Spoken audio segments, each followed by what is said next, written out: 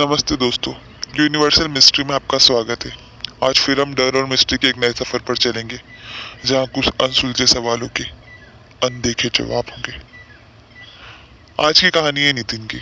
नितिन अपने कुछ दोस्तों के साथ में दिल्ली से थोड़ा अलग हटके एक छोटी सी कॉलोनी थी, जिसे आप एक गांव के अंदर भी कह सकते हो।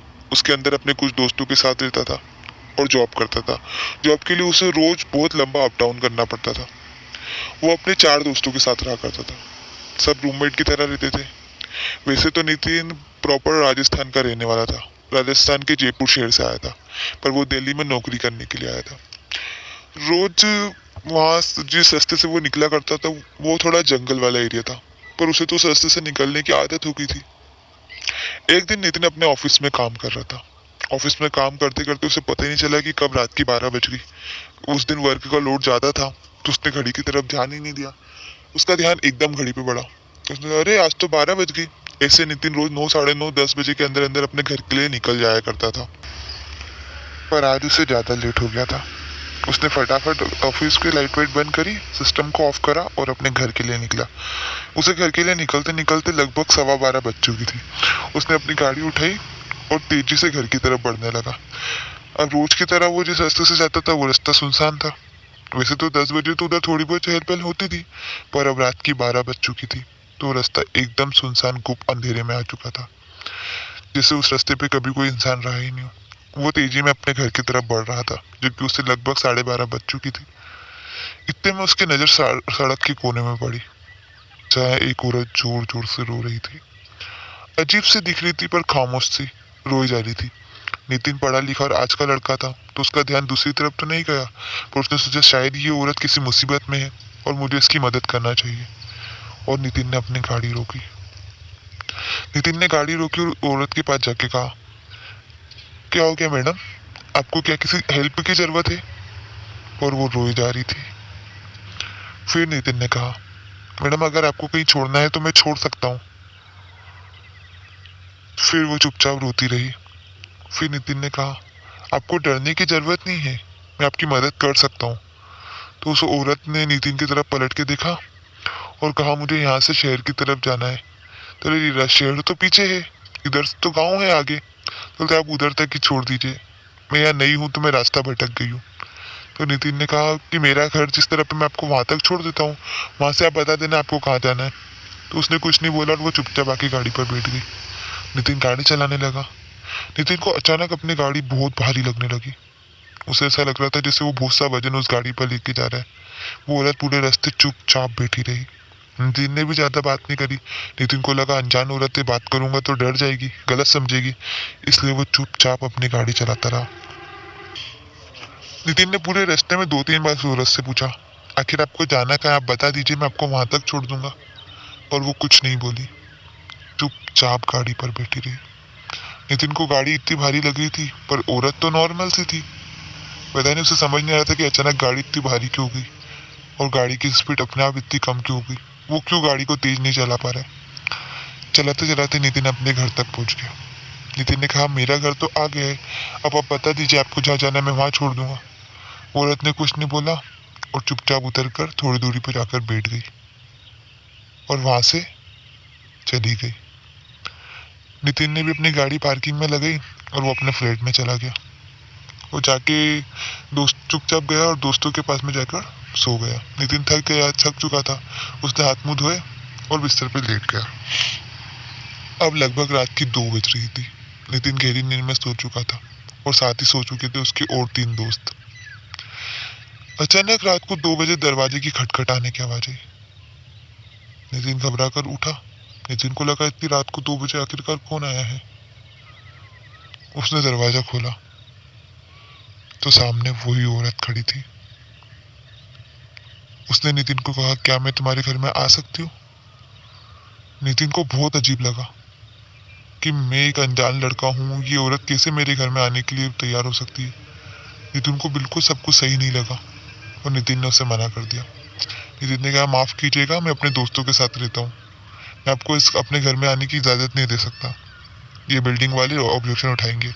अब यहाँ से जहाँ बोलेंगे मैं आपको वहाँ छोड़ के तो आ सकता हूँ, पर मैं आपको अपने घर के अंदर नहीं रह सकता।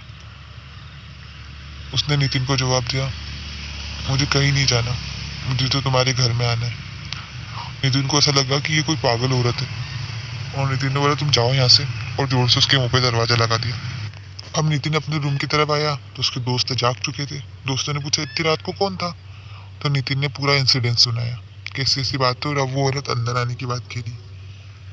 नितिन के दोस्तों को भी ये बात अजीब लगी कि कोई औरत किसी अनजान आदमी के घर में आने के लिए कैसे कह सकती है। फिर दरवाजे की खटखटाने की आवाज आई। इस बार नितिन का दोस्त गया दरवाजा खोलने के लिए, और जैसे ही उसने दरवाजा खोला, जैसे उसकी दोस्त की जान हलक में आ गई, और वो 1 सेकंड के अंदर पूरा पसीने में आ गया। पीछे से तीनों दोस्त देख के हैरान हो गए कि अचानक उसे क्या हुआ। उसने जोर से दरवाजा लगाया और दौड़ते हुए अंदर आया। सारे दोस्तों ने पूछा, अरे अरे क्या हो गया तुझे, क्या हो गया, तू दौड़ते हुए ऐसे अंदर क्यों आ रहा है। नितिन ने भी पूछा, तुझे क्या हो गया जो तू इतना घबराया हुआ है। उसके मुंह से तो आवाज ही नहीं निकल रही थी, बस वो डर के मारे कांप रहा था और कुछ कह ही नहीं पा रहा था।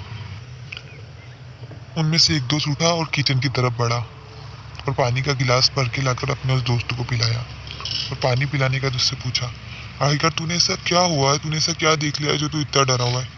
तो वो दरवाजे की तरफ उंगली करते हुए वो औरत करके चिल्लाने लगा। तो उसमें से एक दोस्त गया और उसने जाके दरवाजा खोला कि मैं देख के आता हूँ आखिर कर क्या है। वो डर के मारे कुछ कह नहीं पा रहा था, बस उसका हाथ पकड़ के रोक रहा था कि मत जाओ उधर, मत जाओ उधर। मैंने बोला मैं देख के आता हूँ, तू डरे मत। उस लड़के ने गेट के एक साइड के छेद में से बाहर देखा कि आखिरकार माजरा क्या है जो वो इतनी जोर जोर से चिल्ला रहा है। उस मंजर को देखकर वो भी धीसक के मारे डर गया, उसकी भी जान जैसे हलक में आ गई।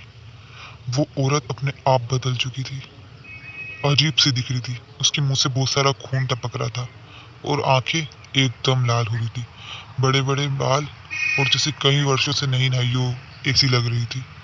ऐसा लग रहा था जैसे अभी अभी वो कच्चा मांस खा के आ रही हो।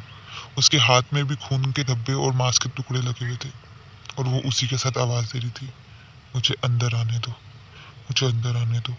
ये मंजर देख के उसका दोस्त भी डर के मारे पीछे की तरफ गिर गया और दौड़ता हुआ अंदर आया और कहा, नितिन नितिन नितिन, ये तो कैसी मुसीबत अपने घर लेके आ गया है। नितिन ने घबरा के पूछा, क्यों, क्या हुआ, मैंने क्या किया। तो जिस औरत को तू अपने साथ लेके आया है देख वो कौन है। नितिन ने घबरा के पूछा, क्यों, क्या हुआ, क्या किया उस औरत ने। उसका दोस्त बोला, वो कोई औरत नहीं, वो एक डायन है, देख बाहर जाके वो कैसी दिखाई दे रही है। जब नितिन ने देखा तो नितिन के भी होश उड़ गए। उसका भयानक चेहरा देखकर नितिन डर गया। आज से पहले नितिन ने इतना भयानक मंजर पहले कभी नहीं देखा था। वो औरत बार बार दरवाजा बजा बजा के अंदर आने के लिए बोल रही थी, और अब वो कह रही थी, मुझे अंदर आने दो, मुझे भूख लग रही है, मुझे अंदर आने दो, मुझे भूख लग रही है। चारों दोस्तों की जान जैसे हलक में थी, उन्हें कुछ समझ ही नहीं आ रहा था कि वो क्या करे। और वो औरत दरवाजा बजाए जा रही थी, उन्हें बहुत डर लग रहा था, उन्हें समझ नहीं आ रहा था। और अब वो औरत जोर जोर से दरवाजा ठोकने लगी, जैसे वो जबरदस्ती अंदर आना चाहती है। चार दोस्तों को होते हुए भी उन चारों को ऐसा लग रहा था जैसे हम अकेले हैं, और अब इस मुसीबत से हम कैसे निकलेंगे। उन्हें कुछ समझ नहीं आ रहा था कि अब हम करें तो करें क्या। वो औरत इतनी जोर जोर से दरवाजा खटखटा रही थी कि मानो वो दरवाजा तोड़ ही देगी। ये सब बहुत भयानक और बहुत खौफनाक था। चारों दोस्तों को कुछ भी समझ नहीं आ रहा था, कुछ भी पता नहीं चल रहा था कि आखिरकार वो करे क्या। चारों को डर के मारे पसीने में नहा लिए थे, और अब उनकी जान निकली जा रही थी। वो औरत के दरवाजा ठोकने की ताकत को देखकर उन्हें ऐसा लग रहा था जैसे अब वो दरवाजा तोड़कर अंदर आ जाएगी। उसके हाथों में लगा मांस और मुंह से निकले हुए खून से पता चल रहा था तो वो पहले भी लोगों को खा चुकी है। ये सब देख के उन चारों को इतना डर लग रहा था, उन्हें लग रहा था अब शायद हम नहीं बच सकते, अब शायद ऐसा नहीं हो सकता। चारों जोर जोर से चिल्ला चिल्ला के बचाओ बचाओ कहने लगे, और वो औरत जोर जोर से दरवाजा ठोक रही थी। इतने में वहां के कुछ और लोगों ने जाग गए दरवाजा की ठोकने की आवाज और उन चारों के चिल्लाने से। जब उस डायन ने जोर जोर से दरवाजा ठोका तो दरवाजे की कुंडी एकदम से निकल गई और वो डायन अंदर की तरफ बढ़ी। उन चारों की ये देखकर जैसे जान हलक में आ चुकी थी। उन चारों को समझ ही नहीं आ रहा था कि आखिरकार वो करे क्या, आखिरकार उनके साथ अब क्या होने वाला है। उनमें से जो एक दोस्त आगे था उसे उस डायन ने जोर से नाखून मार दिया। उस लड़के ने अपने आप को बचाने की कोशिश करी, फिर भी उस डायन का नाखून उसके मुंह पे लग चुका था और उसे खून बह रहा था, और वो जैसे उनको खाने के लिए मचल रही थी। इतने में उस बिल्डिंग के और भी रहवासी वहां आ गए, हाथों में आग जलाते हुए। और उस डायन ने इतने सारे लोगों को देखा और वहां से उनको धक्का देके भागने लगी, और वो डायन उस बिल्डिंग से बाहर हो गई। उस लड़के को अस्पताल ले जाया गया, वहां पर उसका इलाज चला। उसे चोट गहरी लगी थी, इसलिए रिकवर होने में लगभग 1 महीना लग गया। तब से लेकर आज तक नितिन कभी उस रास्ते से दोबारा नहीं निकला। उसने वो नौकरी ही छोड़ दी, उसने दूसरी कोई नौकरी ज्वाइन कर ली, उस घर को खाली कर दिया और दिल्ली में ही कहीं एक फ्लैट ले लिया। आज भी वो चारों दोस्त जब उस रात के बारे में सोचते तो डर के मारे उनकी जान हलक में आ जाती है। आज भी नितिन किसी की मदद करने से पहले 10 बार सोचता है कि कहीं ये मदद मेरे लिए मुसीबत ना बन जाए। नितिन कहता है कि कुछ बातें आप बोल तो सकते हो पर समझा नहीं सकते हो। मैं कभी भी उस डर को किसी को समझा नहीं पाऊंगा। मैं कभी नहीं समझा पाऊंगा कि रात का वो 1 घंटा, उस औरत की आवाज़, उस औरत की शक्ल मुझे आज भी रात में जगा देती है। मैं आज भी डर जाता हूँ जब मैं उस रात के बारे में सोचता हूँ। और नितिन आज भी डर जाता है वो सब सोच कर। नितिन के उस दोस्त के मुंह पे आज भी उस डायन के नाखूनों के निशान है। आपको क्या लगता है कि रात को इस तरह किसी की मदद करना सही होता है? क्या आपके साथ भी कभी कोई ऐसा इंसिडेंस हुआ है? अगर हुआ है तो हमें कमेंट करके बताइए। आपकी भी स्टोरी हम यहाँ सुनाएंगे। आप भी अपने डर और अपने अनसुलझे रहस्यों को हमारे साथ बांटिए।